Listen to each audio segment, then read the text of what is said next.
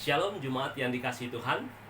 Terpujilah Tuhan karena kita masih bisa berjumpa dalam ibadah minggu pada pagi hari ini.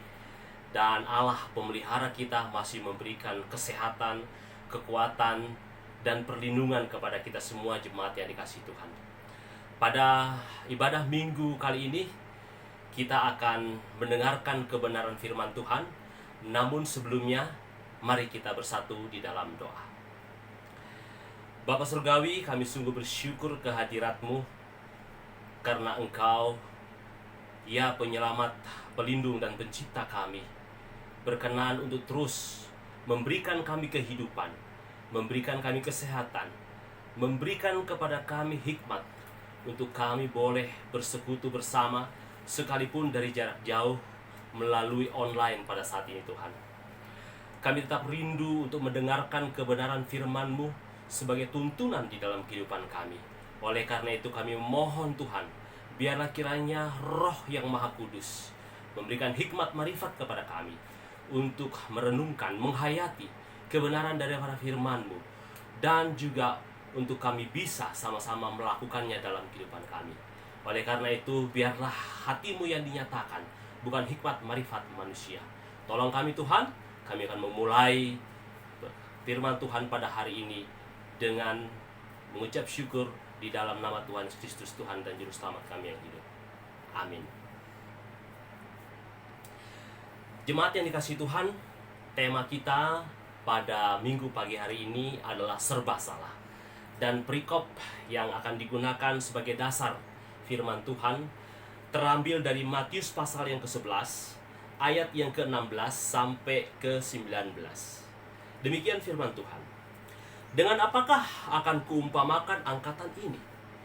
Mereka itu seumpama anak-anak yang duduk di pasar dan berseru kepada teman-temannya.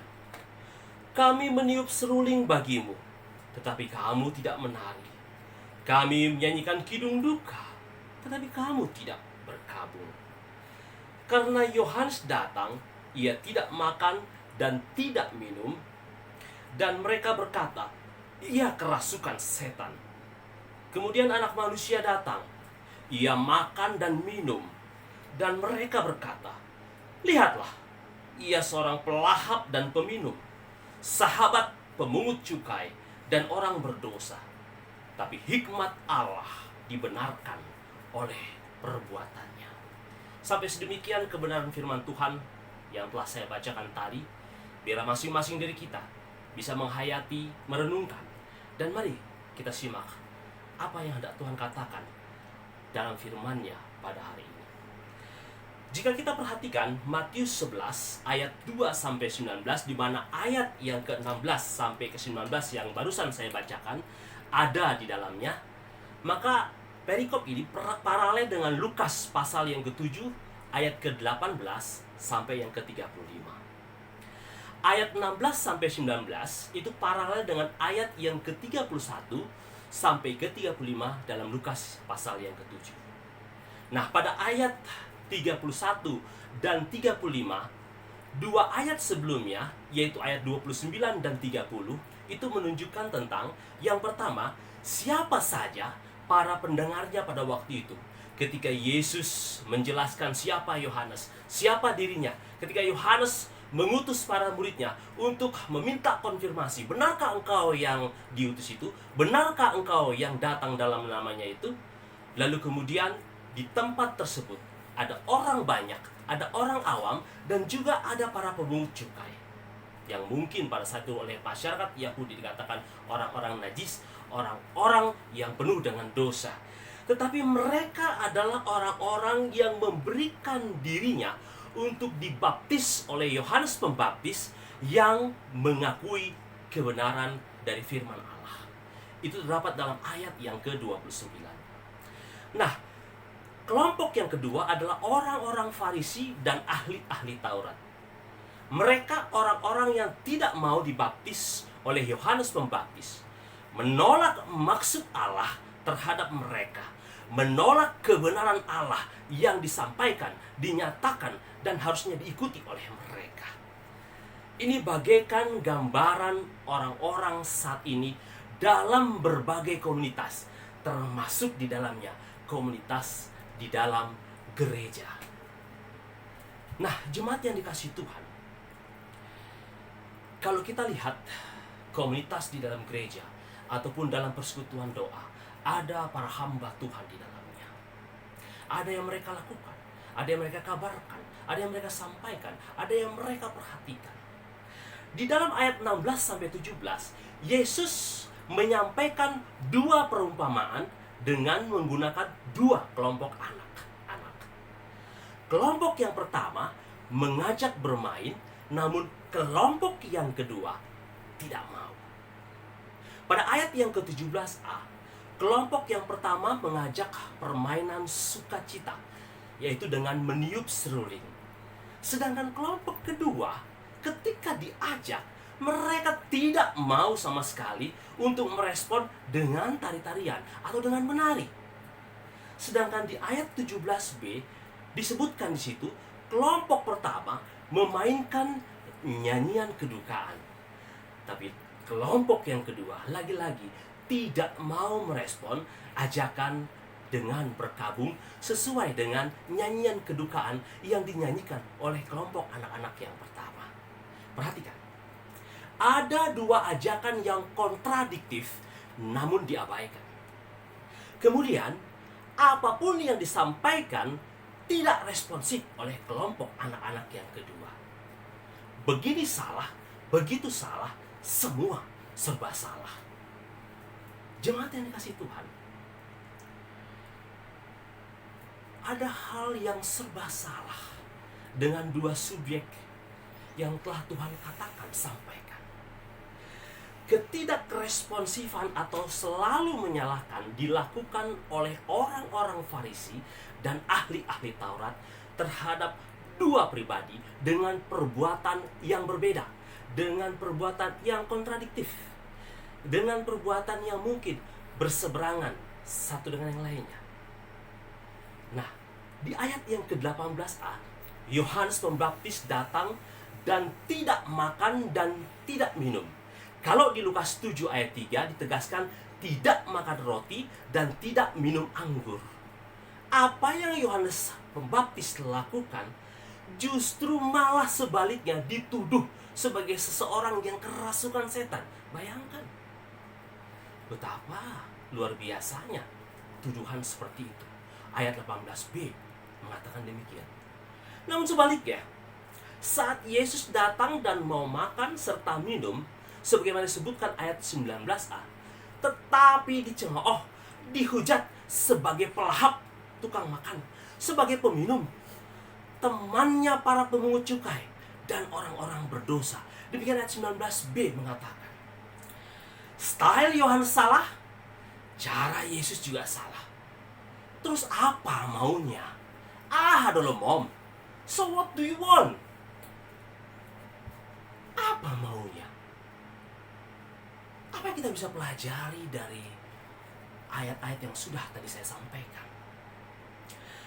Hamba Tuhan selalu salah atau dipersalahkan di mata sesama, terlebih di mata dunia ini. Jika semua pikiran dan tindakan selalu serba salah, maka hamba Tuhan jangan kaget, apalagi membalas jika selalu disalahkan. Abaikan saja jika mendapat kritikan atau kecaman yang tidak beralasan atau menjatuhkan, tapi tetaplah memperhatikan kritik yang membangun. Contohnya begini, ini contoh ya. Contohnya prosesi perjamuan kudus di gereja. Kalau pakai kertas acaranya, dianggap hamba Tuhannya nggak hafal, nggak serius, dan buang-buang uang karena harus fotokopi. Tapi kalau tidak pakai kertas, dianggap membuat sulit prosesi yang dilakukan, dan dianggap juga pelit karena tidak pakai kertas, tidak mau keluar modal. Oke, sekarang pakai kertas namun dilaminating, dikatakan tidak hafal, dituduh tidak serius, dibilang buang-buang uang, sudah fotokopi, laminating lagi, dibilang juga monoton, dan lain-lain. Semua disalahkan. Cara A disalahkan, cara B disalahkan. Bahkan bila ada cara C juga disalahkan juga. Contoh kedua, ketika jemaat dikunjungi oleh hambanya, adalah yang beranggapan, dia mah cari perhatian saja, cari dukungan, cari kesempatan untuk bisa mendapatkan sesuatu dari jemaat yang dikunjunginya. Lihat, dipandang salah kan? Tapi kalau nggak dikunjungi, dianggaplah ini hamba Tuhan yang tidak punya perhatian, tidak punya kasih. Contoh yang ketiga, kalau ditegur, saya, saudara mungkin pernah ditegur oleh hamba Tuhan, dianggap meremehkan dan mempermalukan. Tapi kalau tidak ditegur, dianggap takut, dianggap lemah, dianggap segan, sehingga tidak berani menegur dengan kebenaran firman Tuhan. Ada juga kalau hamba Tuhan bersikap tegas, dianggap kasar dan tidak punya kasih. Lalu kalau bersikap lembut, dianggap lembek dan tidak punya wibawa sama sekali. Jadi maunya apa? What do you want? Semua salah di matamu. Jemaat yang dikasihi Tuhan, apa yang sebenarnya terjadi? Mari kita lihat. Yang pertama, kemungkinan mereka masih dan tetap anak-anak. Maunya hanya minum susu, tidak mau bertumbuh dan memakan makanan rohani yang keras. Perhatikan di Ibrani 5 ayat 12 dan yang ke-13. Sebab sekalipun kamu ditinjau dari sudut waktu, seharusnya sudah menjadi pengajar. Kamu masih perlu lagi diajarkan asas-asas pokok dari penyataan Allah. Dan kamu masih memerlukan susu, bukan makanan keras. Sebab barang siapa masih memerlukan susu, ia tidak memahami ajaran tentang kebenaran, sebab ia adalah anak kecil. Kemudian yang berikutnya, selalu ingin diperhatikan, cari perhatian, sedikit masalah merajuk, maunya dimanja, apapun diingatkan, berseteru dengan sesama di dalam gereja ataupun dengan di lingkungannya, tidak mengerti kemana arah tujuannya, tidak bisa untuk diberikan tanggung jawab. Saudaraku yang dikasihi oleh Tuhan, 1 Korintus 13 ayat yang ke-11 mengatakan, ketika aku kanak-kanak, aku berkata-kata seperti kanak-kanak, aku merasa seperti kanak-kanak, aku berpikir seperti kanak-kanak. Sekarang, sesudah aku menjadi dewasa, aku meninggalkan sifat kanak-kanak itu. Tinggalkanlah sifat kanak-kanak itu dengan kasih agape. Karena 1 Korintus 13 berbicara tentang kasih. Kasih agape yang terbesar dibandingkan iman dan pengharapan. Sehingga dengan kasih itu, kita dapat berdamai dengan siapapun. Nah, yang kedua saudara, kemungkinan kedua adalah mereka menolak kebenaran firman Tuhan. Seperti orang Farisi dan ahli-ahli Taurat. Apa buktinya? Dalam keseharian kita sebagai umat yang melakukan pertemuan dalam jemaat, atau mungkin mendengarkan firman Tuhan, pembelajaran firman Tuhan melalui online karena kondisi pandemi pada saat ini. Kalau khotbahnya panjang, dianggaplah kelamaan. Tapi kalau khotbahnya pendek atau singkat, dianggaplah hamba Tuhan itu tidak ataupun kurang persiapannya. Kalau khotbahnya sederhana, dianggap terlalu gampang dan tidak berbobot. Tapi kalau diajak untuk khotbah yang dalam, khotbah eksposisi, dianggap terlalu sukar, membosankan, bikin ngantuk, nggak nyampe pikiran katanya. Salah juga. Kalau isi khotbah dan penyampaian dilakukan tidak tegas, maka dikatakan bahwa ini terlalu lembut sekali, tak ada wibawanya. Tapi kalau disampaikan isinya, materi khotbah itu tegas, penyampaiannya disampaikan dengan tegas, dikatakan kasar kali pendeta ini, kasar sekali dia menyampaikan, terlalu keras, tidak punya kasih, tidak melihat kami jemaatnya. Salah lagi. Kalau yang khotbah si A, wah ini saya akan datang ke gereja. Kalau yang khotbah si B, ini tidak enak. Ada pengkhotbah ada pengkhotbah yang favorit, tapi ada juga pengkhotbah yang tidak favorit, dan menentukan kehadirannya, menentukan konsentrasinya, menentukan apa diterima atau tidak. Salah lagi. Atau kalau enggak, pengkhotbahnya hamba Tuhan, pendeta yang menyampaikan kebenaran firman Tuhan, pernah mungkin dalam interaksinya dengan sesama atau dengan orang lain dalam komunitas gereja melakukan kesalahan. Hanya sekali atau mungkin 1-2 kali pernah salah, walaupun sedikit, tapi kemudian dikatakan, kamu tidak layak untuk berkhotbah, kamu orang berdosa, tidak bisa mengajari kami, kamu tidak layak menyampaikan kebenaran firman Tuhan. Siapa sih di antara kita yang sempurna? Mereka hanya suka dengan hamba Tuhan yang menyenangkan hati dan telinganya, dan mereka menolak kebenaran firman Tuhan. Saudaraku, apa yang dikatakan oleh firman Tuhan tentang hal ini? 2 Timotius pasal yang keempat, ayat yang ketiga dan keempat berkata demikian. Karena akan datang waktunya, orang tidak dapat lagi menerima ajaran sehat, tapi mereka akan mengumpulkan guru-guru menurut kehendaknya untuk memuaskan keinginan telinganya. Mereka akan memalingkan telinganya dari kebenaran dan membukanya bagi dongeng.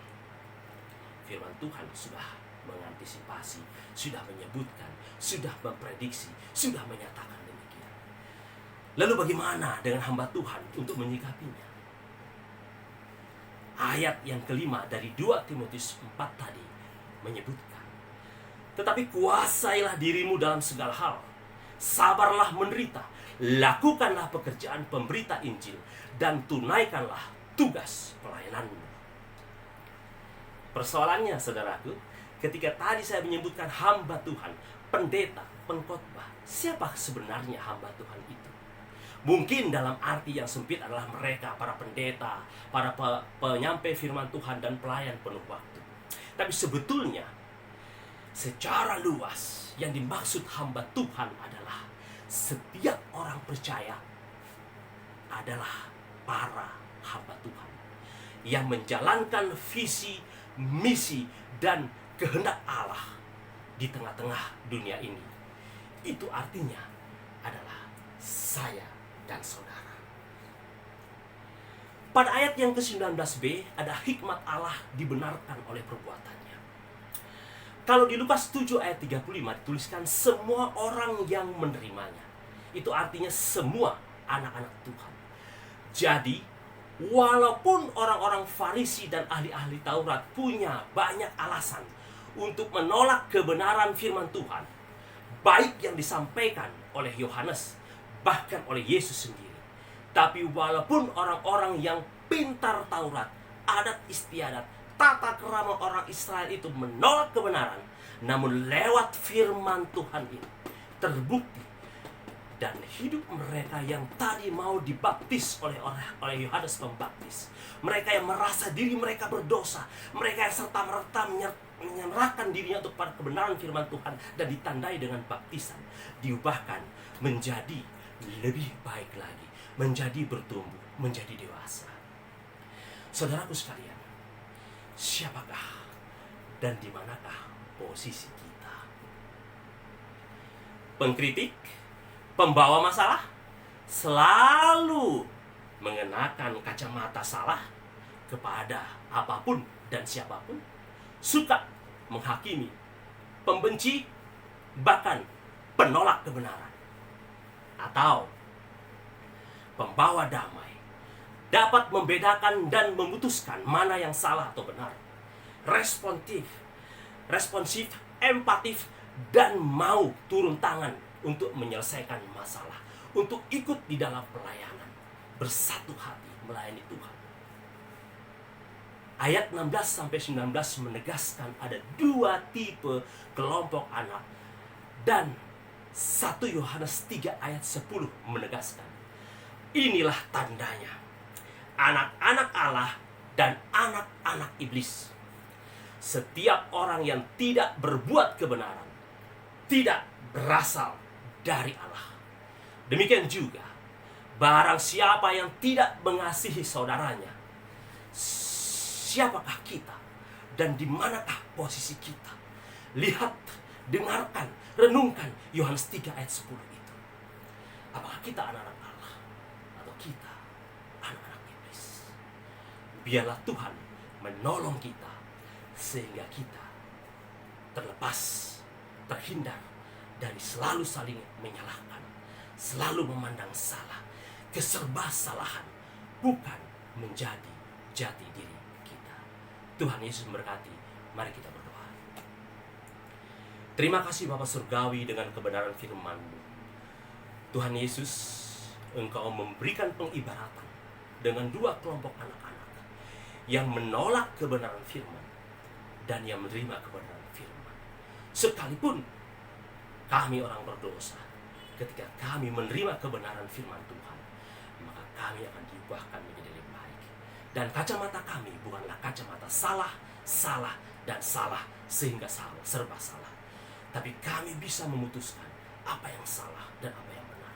Kami bertanggung jawab, kami bertumbuh secara rohani. Kami tidak mudah Tuhan untuk merengek-rengek. Kami tidak ingin selalu diperhatikan, tetapi memperhatikan.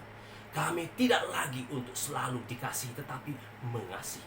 Karena Allah telah lebih dahulu mengasihi kami, maka kami menyatakan kasih itu kepada sama kami. Tolong kami, tolong para hamba Tuhan, tolong para pendeta, para pemberita firman Tuhan, anak-anak-Mu yang melayani, kami semua yang telah mengklaim, menyatakan diri, sebagian Engkau telah menyelamatkan kami, bahwa kami adalah anak-anak Allah, anak-anak yang diberkati, anak-anak yang siap melayani, pembawa kedamaian ke tengah-tengah dunia ini, menyatakan terang dan keselamatan hanya dalam Tuhan Yesus Kristus. Terima kasih kebenaran-Mu, kebenaran firman-Mu pada hari ini. Materaikanlah dalam hati dan pikiran kami. Biarlah roh kami menjadi roh penurut. Biarlah kami mau menuruti apa yang Tuhan telah sampaikan kepada kami, sehingga hidup kami tidak sia-sia, tapi berpadanan dengan kehendak-Mu, dengan firman. Terpujilah Engkau Bapa, dalam nama Tuhan Yesus Kristus kami berdoa.